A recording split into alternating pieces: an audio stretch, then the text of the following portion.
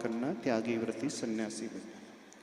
अब जो व्यक्ति इस रास्ते पर चलने में सक्षम नहीं होता है तो उसके लिए दूसरा रास्ता बताया है कि वह सद्गृहस्थ बन कर के अपना जीवन जिए, अच्छे से धार्मिक भावना से ओतप्रोत रहते हुए बहुत अच्छे से सारे अपने आवश्यकों का पालन करे, अनेक अच्छा श्रावक बन करके।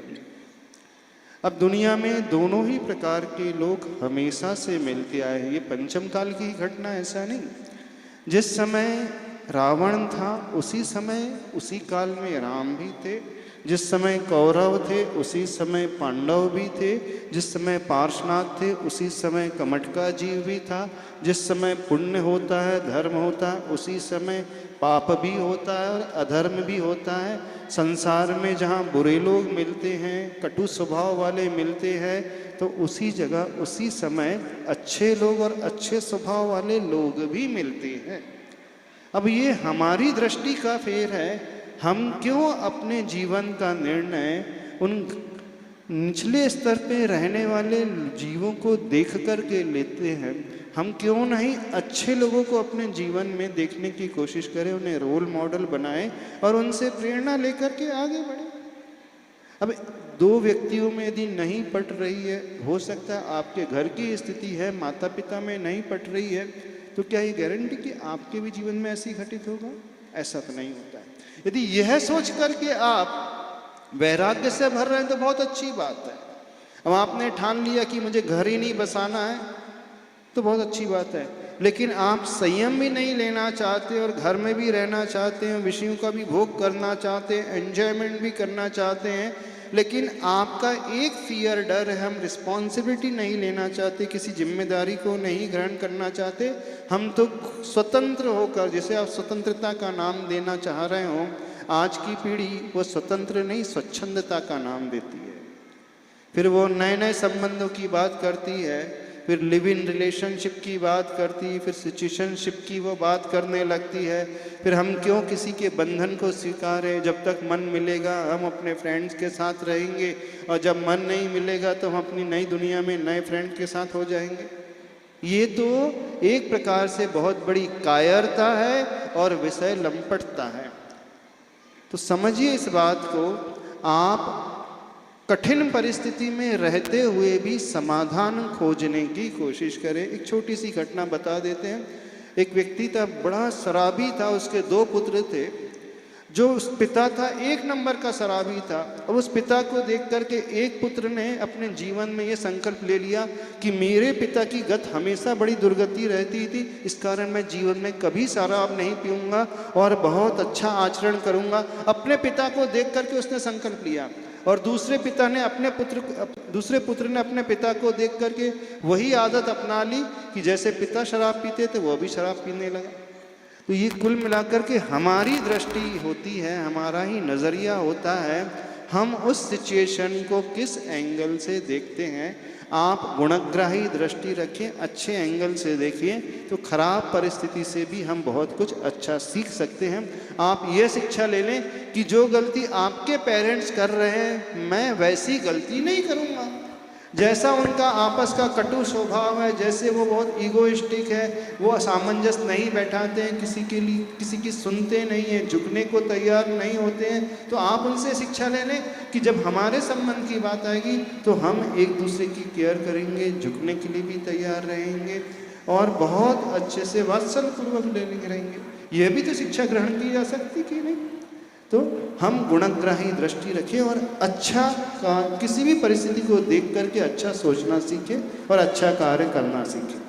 बहुत अच्छा। नीलिमा जैन जयपुर से, नमोस्तु गुरुवर।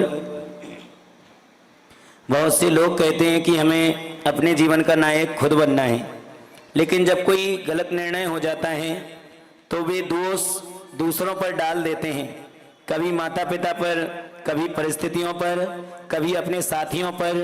कृपया बताएं, क्या आत्मनिर्भरता का अर्थ केवल स्वतंत्रता है या उस स्वतंत्रता के परिणामों की जिम्मेदारी भी हम अपने बच्चों में यह उत्तरदायित्व कैसे विकसित करें? वे जीवन को अधिकार नहीं उत्तरदायित्व के भाव से जिएं। कृपया समाधान कीजिए। जैन शास्त्रों में दो प्रकार की दृष्टियों का वर्णन आता है। एक होता है उपादान प्रधान दृष्टि और एक होता है निमित्त प्रधान दृष्टि। उपादान प्रधान दृष्टि वह कहलाती है कि व्यक्ति जीवन में जो भी कार्य करता है, जब उसे सक्सेस नहीं मिलती है तो वह निमित्तों को दोष नहीं देता है, दूसरे व्यक्तियों को दोष नहीं देता है, वह स्वयं अपनी कमी को खोजने वाला हो जाता है। तो जो व्यक्ति जीवन में बहुत अच्छे से रहना चाहता है, आनंद से भर करके रहना चाहता है, उसे उपादान प्रधान दृष्टि बनाना सीखना चाहिए। अर्थात अपनी ओर दृष्टि लाए, अंतर्मुखी दृष्टि लाए, स्वयं के दोषों को वो खोजे। दूसरी दृष्टि होती है निमित्ताधीन दृष्टि, अर्थात व्यक्ति अपनी हर असफलता के लिए हमेशा उन निमित्तों को दोष देता है।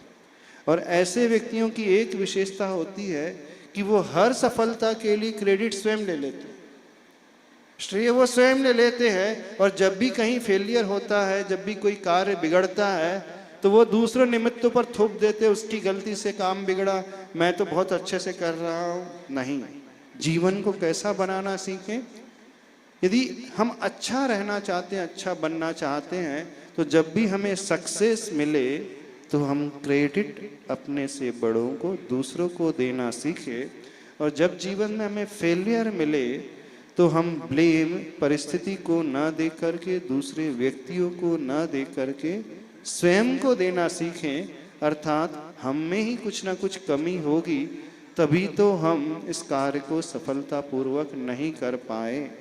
हम में ही कुछ कमी होगी, तभी तो हम उनसे संबंध व्यवस्थित नहीं रख पा रहे हैं। हम में ही कोई कमी होगी, तभी तो वो हमारी बात स्वीकारता नहीं है। हम में ही कोई कमी होगी, तभी तो सामने वालों को बहुत जल्दी क्रोध आ जाता है।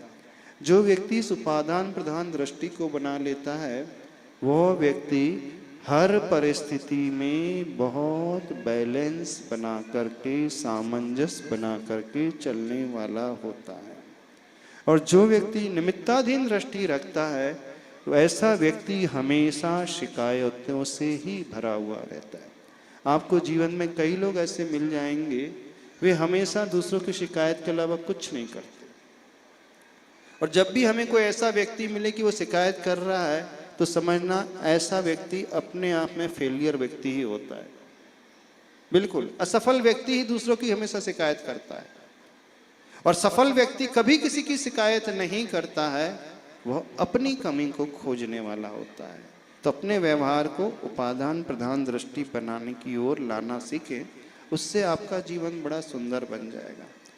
आप फिर परिस्थिति पर डिपेंडेंट नहीं रहोगे, आप अपने ऊपर डिपेंड हो जाओगे। ऐसे व्यक्ति का कंट्रोल स्वयं पर होता है, उसका कंट्रोलर कोई और नहीं होता है। ऐसे व्यक्ति को पता होता है कि कब मुझे मुस्कुराना है, कब मुझे हंसना है, कब मुझे अपने में रहना है, कब मुझे कैसा व्यवहार करना है, कब मुझे मौन रहना है, और कब मुझे थोड़ा सा जवाब भी देना है, रिस्पॉन्ड भी करना है।